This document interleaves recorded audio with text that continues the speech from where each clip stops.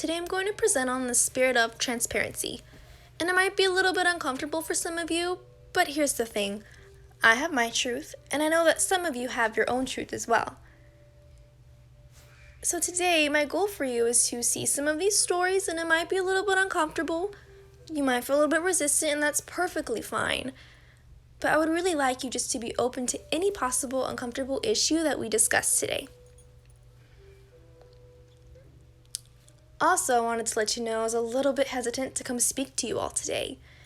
And the reason being was that for a long time when deaf people spoke up about this particular issue, they would come off as angry or negative.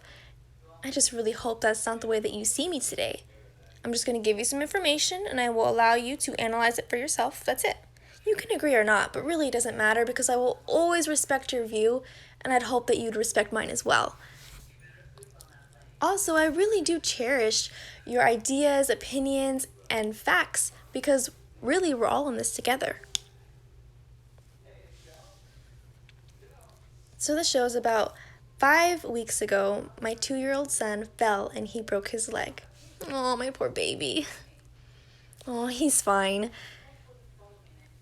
And about a week later, we had seen an orthopedic doctor for a checkup. My town is relatively small. It's only about 23,000 people who live there, and 250 to 300 of that is deaf. There's also a deaf school there, so the deaf community knows all of the interpreters in the town. But the doctor was new to us. When we got there, we waited for 45 minutes. 45 minutes. And get this, I had my baby with me too.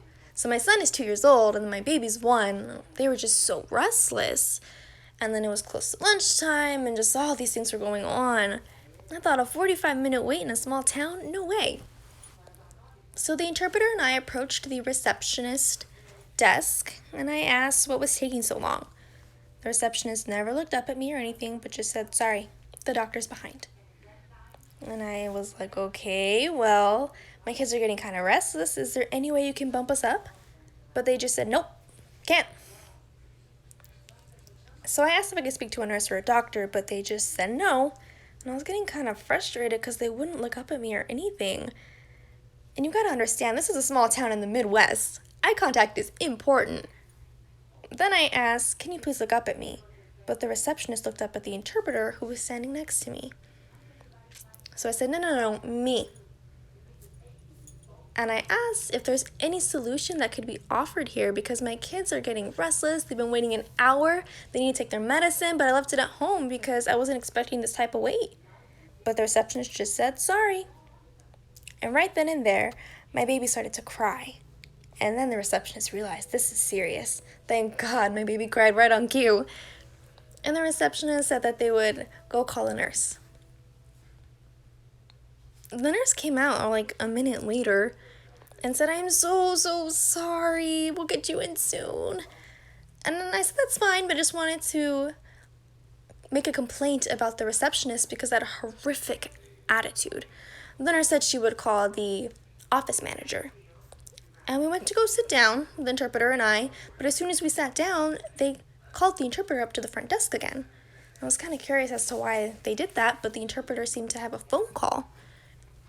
And once the interpreter answered the phone, they said, no, it's for you. I was like, for me? I have a phone call.